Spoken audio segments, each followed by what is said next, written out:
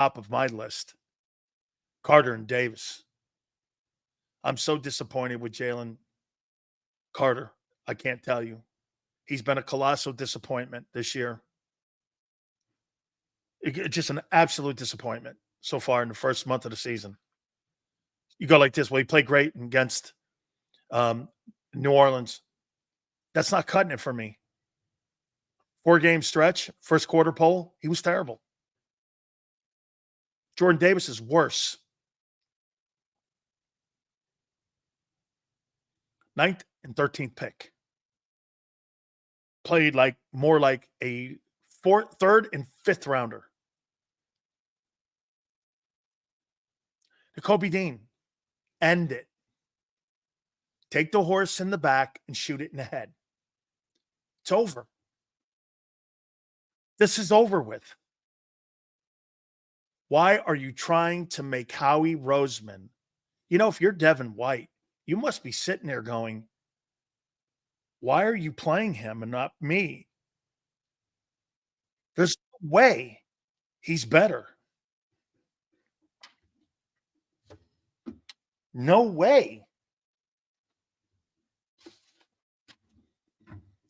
Holy cow, this is great here. Hold on here for a second. I want to show you something here. Look, I think before we get him on, I want to show, look at Garry Cobb. Hang on, wait, before we get Garry. Little Cobb. This is called Black Knight Football. In honor of Garry Cobb. Stanford Black Knight Football, where he played his high school. This is in honor of your dad. Fox 29's Garry Cobb. Look at that right here, Garry Cobb. Let's bring him up. Man, look. Look at that. Okay. Now, this is Garry Cobb III. See, this is my grandson here. A grandson. That's right, grandson. And Garry, how old are you now? 3. He's 3 years old. He just turned 3. He's 3 years. Look at it. He got it up. He knows he's 3 years old. Let me tell you something I about. love you Wait, what did you say? too. I love you too. That's right. He's 3 years old. Listen, your granddad was my idol when I grew up in Stanford. Okay? Absolutely. Your grandpa's a legend where I'm from. Hey, do you want to play football, or are you going to play baseball, or are you going to play basketball? And your family, right now he's playing soccer. Do anything you want. That's right. Okay, Garry. Here, you running upstairs, man. He was playing soccer. Hey, run on up there, brother. Gary's go up there. Gary's got him playing. Okay? Gary's got him playing soccer. Okay. Gary's got him playing soccer. He's starting out. He's playing soccer. Look. What's wrong? You want to stay here? Okay, you can stay down here. He can stay here, down man. He wants to stay down here. Okay. Look at him smiling. That's right. That's right. So, all good. Garry, your takeaways from that thing yesterday and that mess yesterday?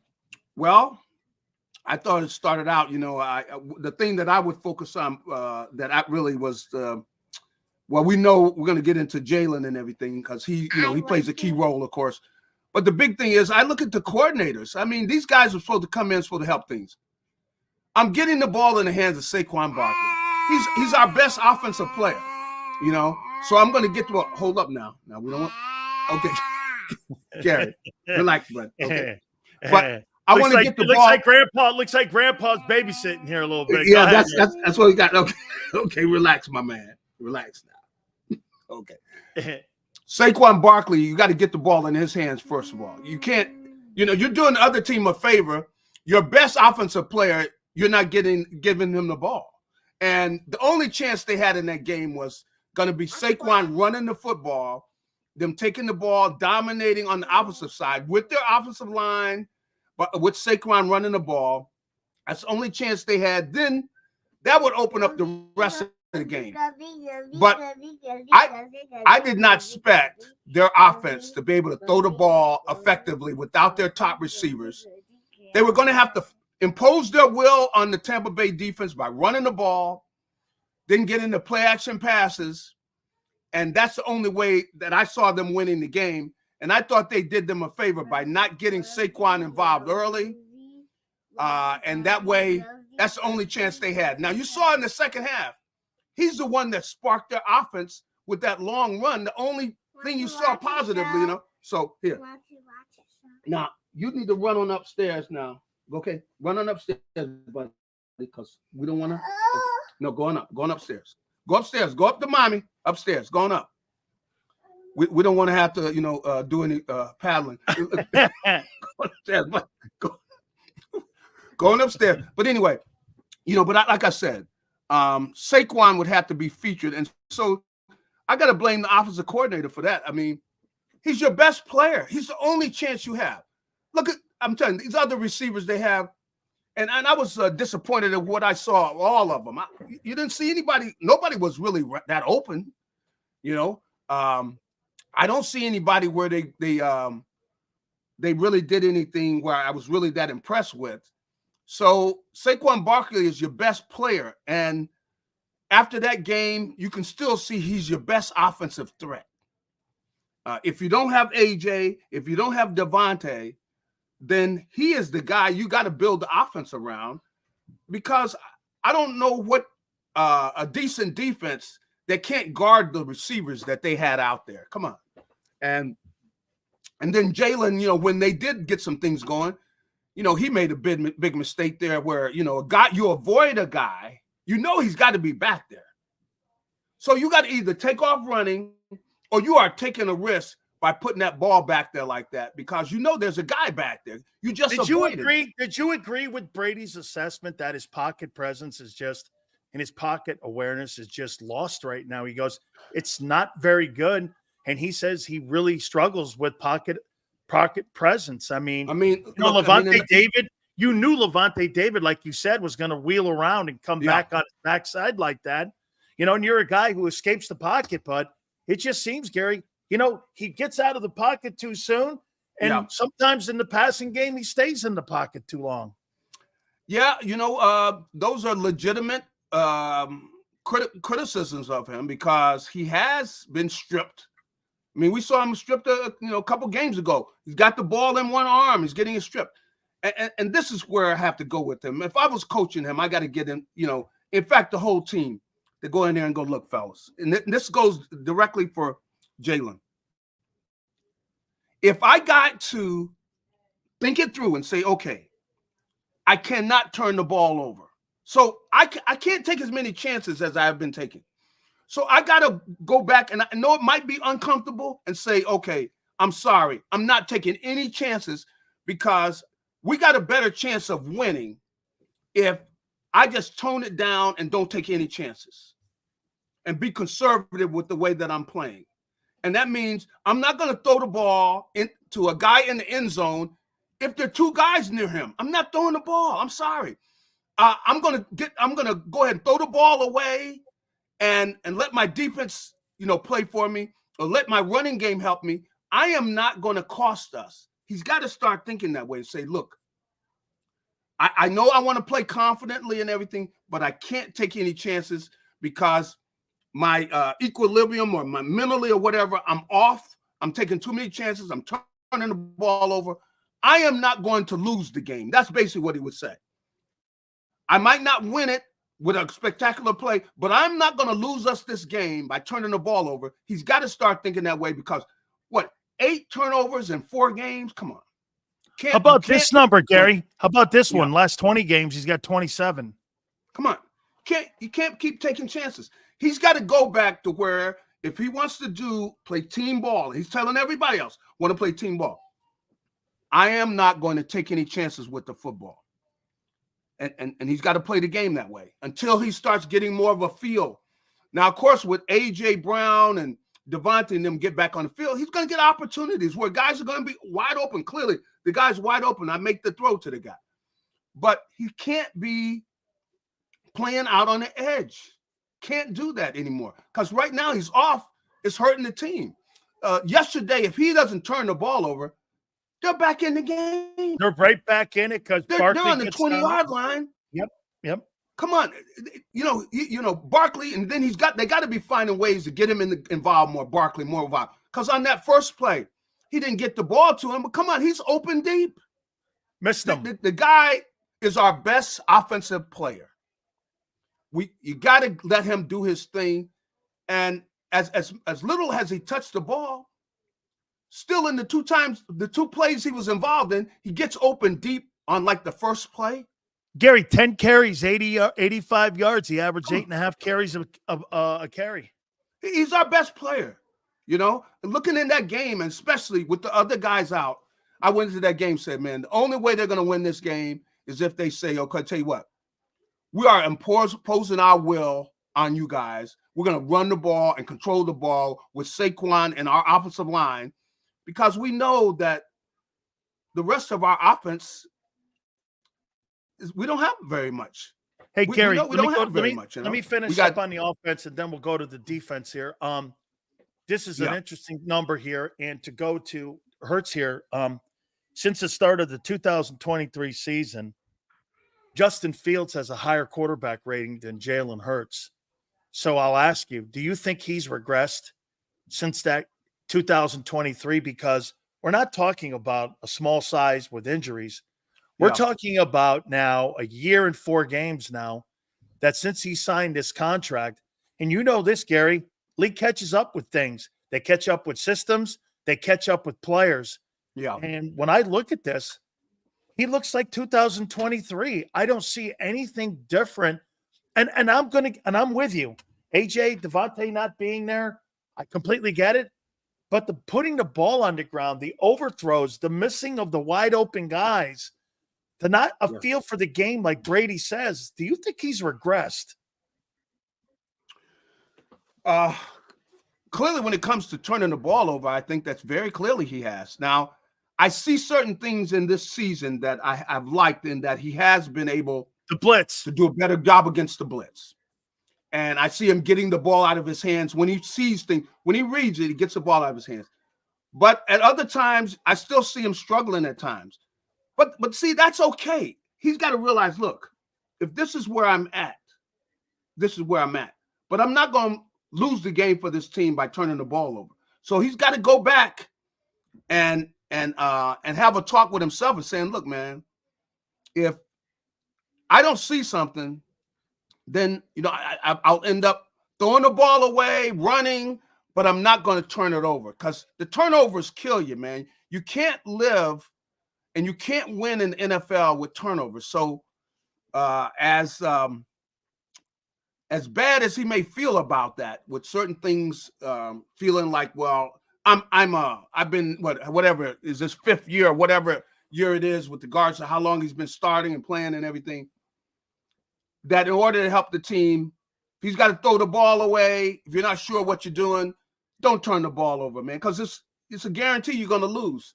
You know, and the only chance they have is him not turning the ball over. So I know it's frustrating. I'm frustrated with – we're all frustrated with the way he's been playing. So can't turn the ball over. I'm sorry. That play where he has the guy, he avoids the guy. If he takes off right there, you know, they're still, if nothing else, they kick a field goal. Right. You know, but they don't turn the ball. We got points on the board. Yep. Don't turn the ball over. We know they got to be getting a little uncomfortable because this score is closing. You got momentum. Don't turn the ball over, man. And you're on the road. And you're on the road. You're trying to get points there too, right out of the halftime there. Garry, let me ask you a simple question, but a hard question. Should Nick Sirianni be fired? I think they gotten to a point where it's something they should consider, but I don't think yet. No, I couldn't fire him right now. If he had lost that Saints game and he had lost this game, do you think they'd have fired him in the bye? They might have. They might have. I know they've got to be thinking. You know, they got to be thinking through that. I think that they feel probably though that with the record he has, they owe him this season. That's what I think the way they feel. Because I think that's why he's here now, is they felt like, you know what? This guy's taking us to a Super Bowl. He's got a winning percentage. We don't like some of the things that we've seen, but because of his record, he's got another season. He's got this season. I think if he continues to struggle this year, I think he feels that he's going to be out of here, because they have taken away a lot of his power. So you think And the that equity he's built up for the 3 years he's been the coach is going to allow him to coach the rest of the year? that's what I think. And I think I can understand that because he has taken his team to a Super Bowl. He's had a winning record, even though, of course, they fell apart last year.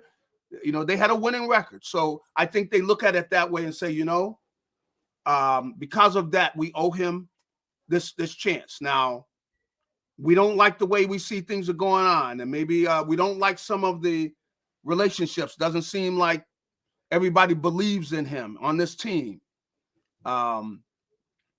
And we don't like some of the things that he's done, he did offensively. And that's why we basically took away that power where he's not calling the shots offensively. But we're going to try to give him the rest of the year unless it just gets ridiculous.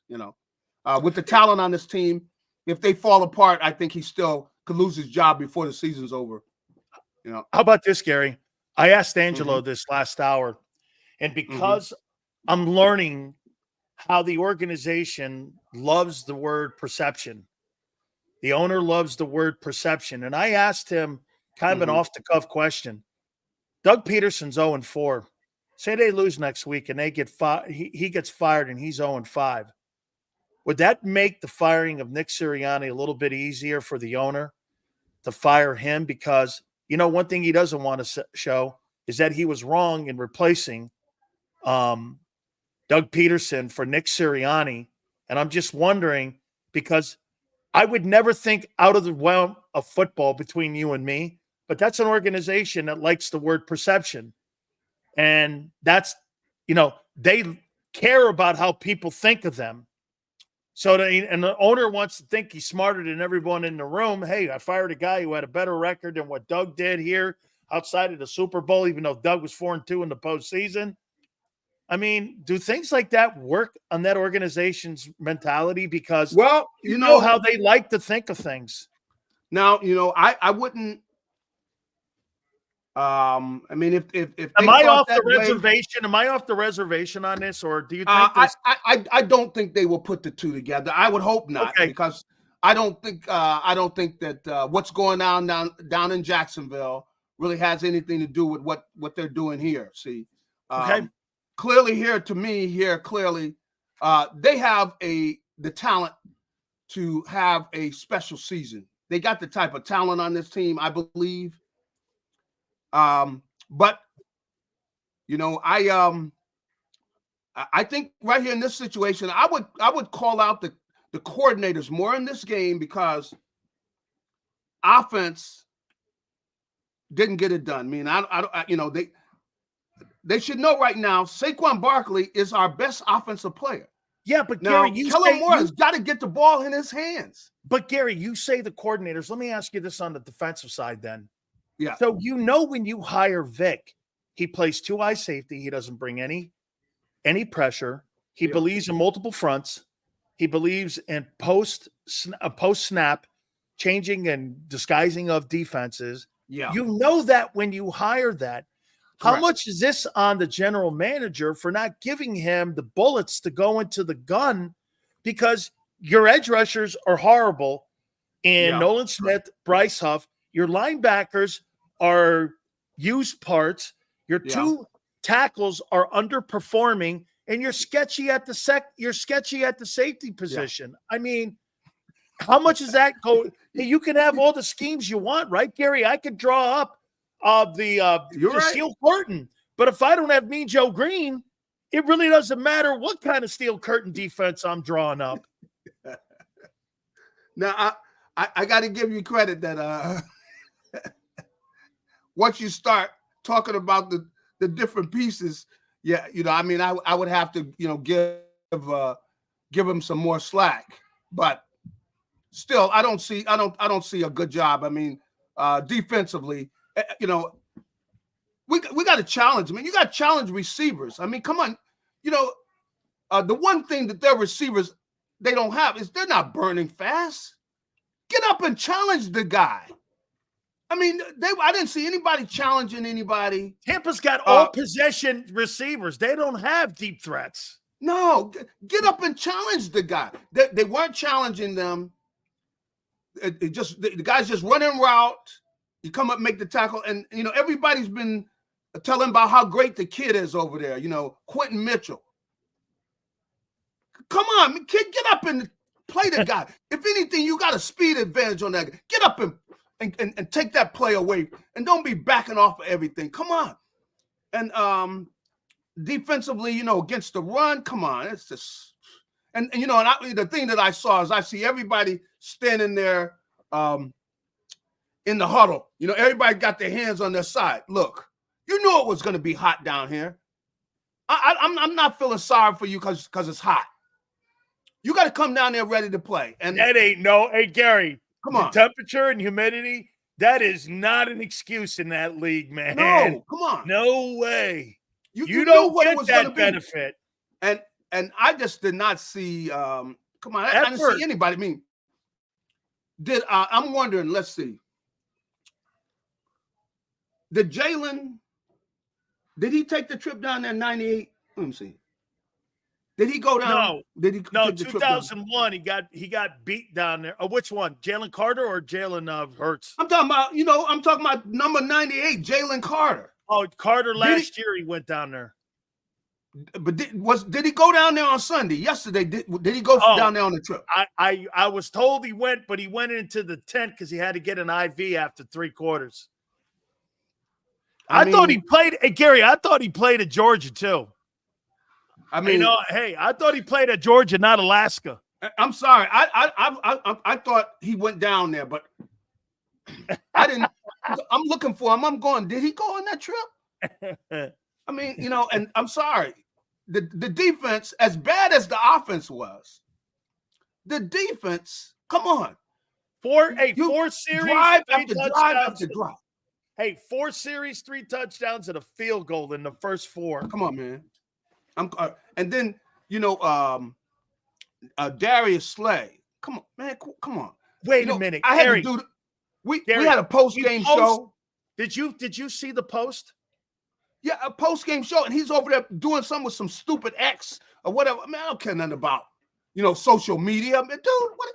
Gary, he goes like this. This ain't me. That's them. I didn't suck. They did. And I'm like, that's the captain of your team going, you suck, not me. I had nothing to do with this loss. And I'm going like, holy shit. How pathetic. I was embarrassed for him. Yeah. That's a problem, but they got to show up. I mean, you got to have some guys that are willing to compete, man. And when you get in against a team, now come on. Tampa Bay, I'm sure, come on. They're not any world beaters. Come on. And then, for offensively, I mean, I wasn't as disappointed, I tell you, in offense, really, because I know that without Saquon Barkley. Yeah, the missing pieces. They're not gonna be able to throw the ball. I mean, and that's where with Kellen Moore, you don't have weapons to throw the ball. Come on, these guys aren't going to get open. But what you got to do is you got to work Saquon in there. He's the feature player. He's the player that makes a difference. But defensively, I expected more than that. Come on, man. Get up and compete. You got to get up and compete. I didn't see that, and that's where I'm disappointed in the players, and I'm disappointed in the coaches. Come on, man. You got to go down here and we got to fight these guys. Get up and cover the guy. What are you 10 yards off of a guy that can't run? He's not a deep threat. Why are you so scared? Get up and compete. Come on. Because Baker Mayfield, he was able to just drop and 1, 2, 3, every play, there's a guy open, he's throwing him the ball. Come on. What coordinator do better than that? What coordinator are you more disappointed with so far in the first quarter poll of the season, Kellen Moore or Vic Fangio? Now that's difficult to say because I see both of them look like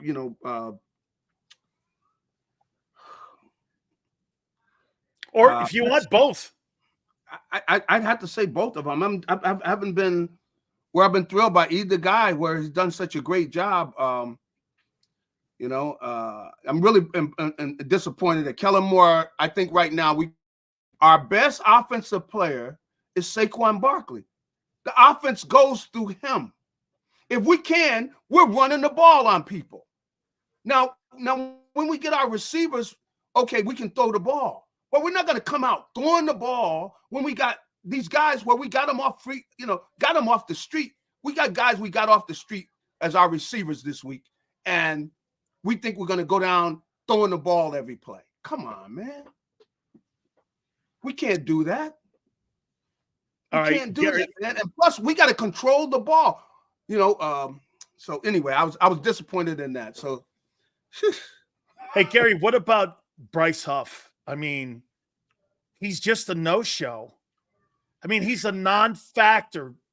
He has been completely a non-factor so far. I mean, here's a guy that you brought in, you paid $51 million, and then on the other, like you know what's funny, Garry? You said this to me.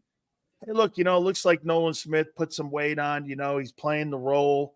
But you always said this to me. He just doesn't seem like he's big enough.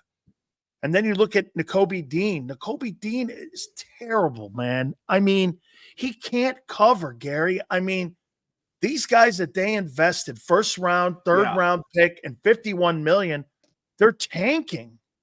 Yeah. Unfortunately, that is what is happening. And that's why, again, and I don't want to lean on, Jalen Carter too much, but I know that he's a difference maker. They need him to be a difference maker. And if they don't, some of the guys that are around them, I've seen some of the guys go like, I don't want to be beating up on the guy, but he's not much of a player. He's just a guy out there in a helmet, so Jalen Carter, he's the one that's got to be, he's got to make plays. He's got to be the difference maker. And they were hoping that more of these guys that they drafted high, but if I've seen the guy play, you're going like, man, I don't see anything special, And some of these guys, other than Carter, who have you seen something special in? I haven't seen. How about this, Garry? Who do you think they missed their leadership? A couple more questions here for you. Who do you think they missed leadership more from? Jason Kelce or Fletcher Cox? That's a good question. Well, I have seen things offensively with them. They've gotten some guys banged up, but I have seen. I think the offensive guys have gotten. They're handling their when they have all their pieces. They're handling. I don't think the defensive guys are. That's what I would say. Offensively, I've seen those guys on that line where they were doing what you want to see them do, which take over the game. See, and that's what you wanted to see yesterday. Is you wanted to let the offensive line try to take over that game. Like means we're going to punch you guys. I don't care what you line up in. We're running the ball on you guys. And here we're going to send y'all. In fact, they could have should have sent them a note. The type of attitude you have where you send them a letter before the game saying, we are running the ball on you guys. We're going to let you know. And we're going to come down there and do it. That's the only chance they had to win that game. They had to play the game like that. And then once they got a running game going, then they could throw. But Kellen Moore thinks with the receivers they had, they're going to come down and throw the ball on them, just drop back and throw them. That's misguided. He doesn't see the Barkley is the difference maker you guys have offensively. You gotta do it through him till you get those other receivers back. Defensively, other than Carter, who have you seen doing something special? Nothing. Who are you going like? No, I haven't seen. I haven't seen anything. So Garry, let me end it with this. And so maybe with Vic, I have to say, I'm being honest with him. Well, he's working with what he's got. Yeah, no, this is the straws in the cup that he has here to drink with. I mean, this is all he has here. So during the off week here, the bye week, and moving forward, do these problems get fixed? And do you think they come out of this? I mean, you're going to be healthier at least, which means you're getting bodies back. It may not be all at once, but it looks like you're going to start getting bodies back.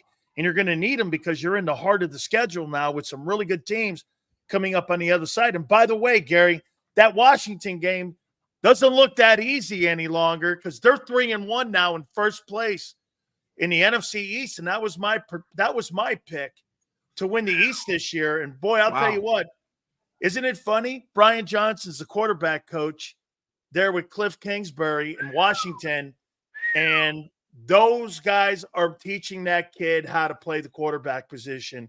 He looks awful good. Yeah, I know Brian Johnson. He's sleeping with that little smile. Yeah. You know, so but yeah, I see what you're saying. But when you look at you look at Washington, boy, you really Jaden Daniels is playing better than Hurts right now.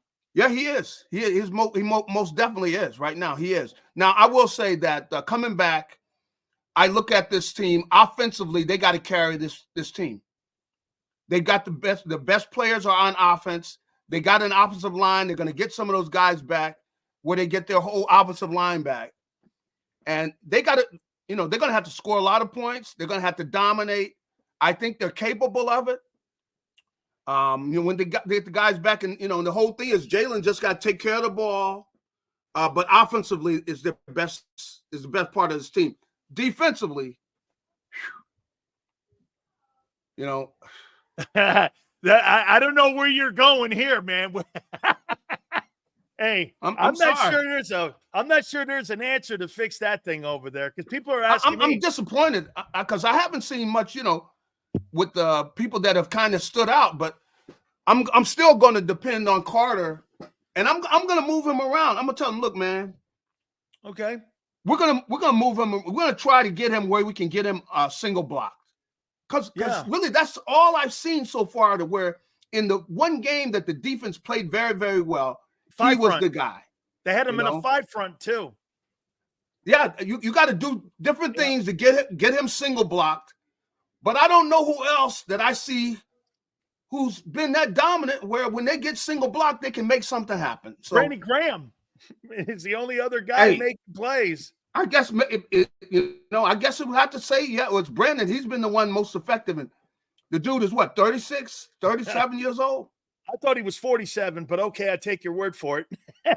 I mean, but I look at who else do you say? I mean, I see guys playing hard. I see the guys in the secondary, see some of them, the safeties, but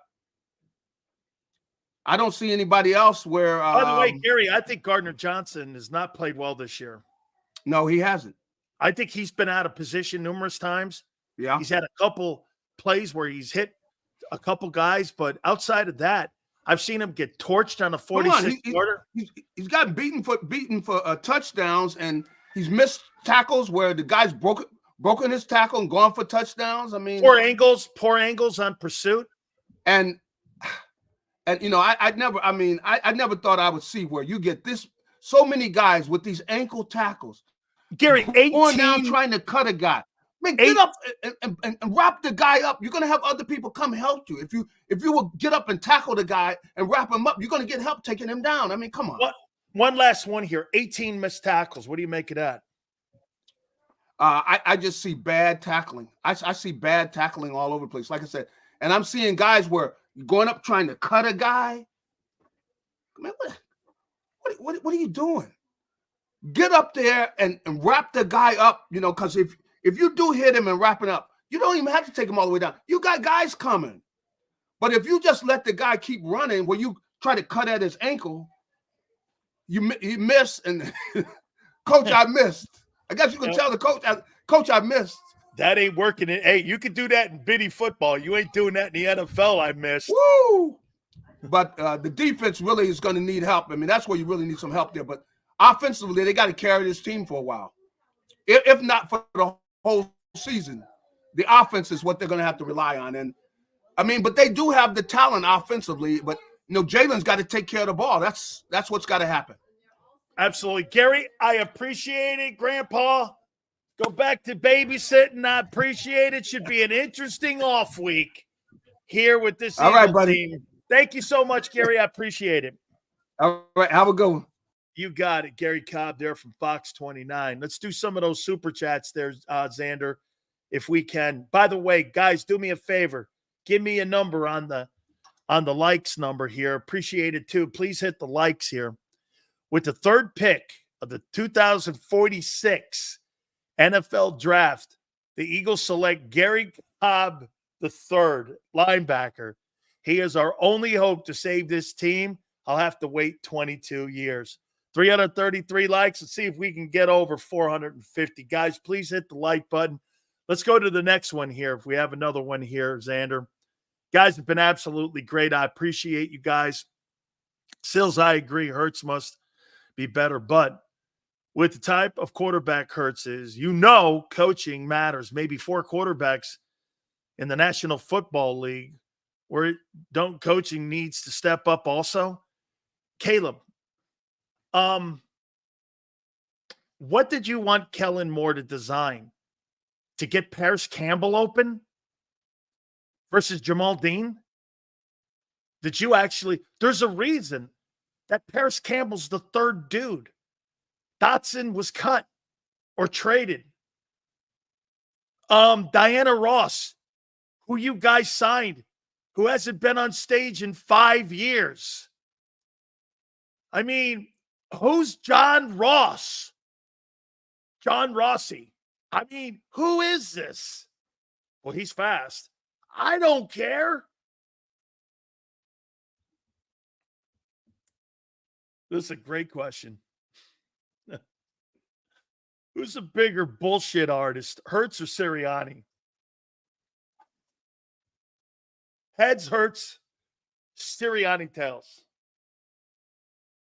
Tails, heads.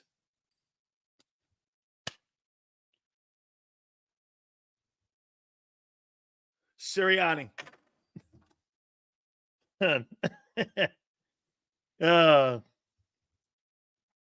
Look at Taylor. Trying to compare Josh Allen losing to Derrick Henry and Lamar Jackson to getting your ass waxed for the second consecutive game by Baker Mayfield and the great Bucs. Jalen Hurts can't beat Baker Mayfield. How you doing? Owns them. Signed, sealed, and delivered. He's outplayed him. He's won more.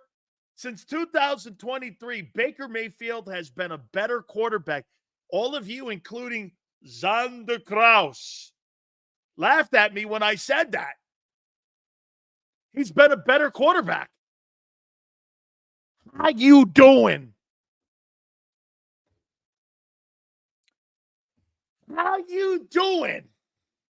Zander during the game texts me, goes, who's the better quarterback? Okay. Jalen beat Mayfield last year. Yeah, he's 2-1. He's 1-2 versus him. And he's won 2 straight. Look at Muse.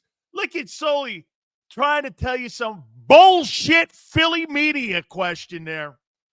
Jalen beat him. Who? Baker Mayfield? Wow. Hey, Sully. Yeah, he's 1-2 against Baker. Baker's put up 30 on you the last 2. Hurts has lost 10 of the last 13 games. To my boy.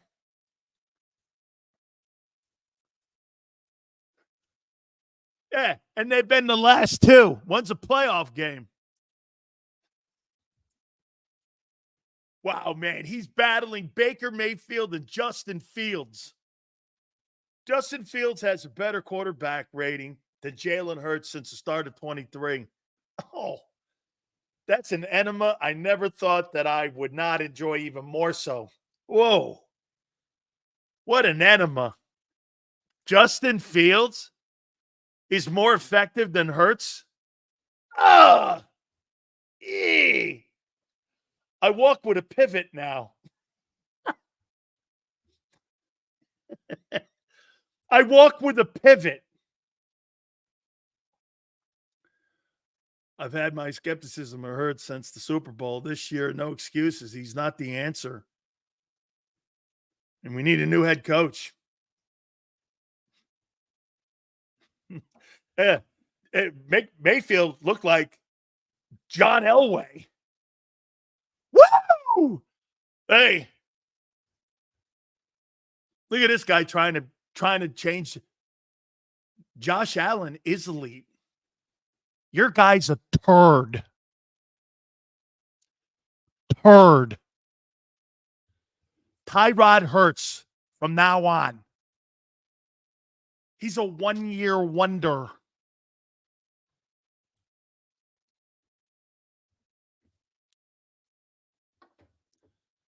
That was a fluke. Fluke. One thing about Josh, he don't play like shit every week like your guy. Your guy plays like shit every week. How you doing? Hit the like button. Got to take a timeout. Zander Krause is going to be on the other side. Keep it here. Power Hour. National Football Show.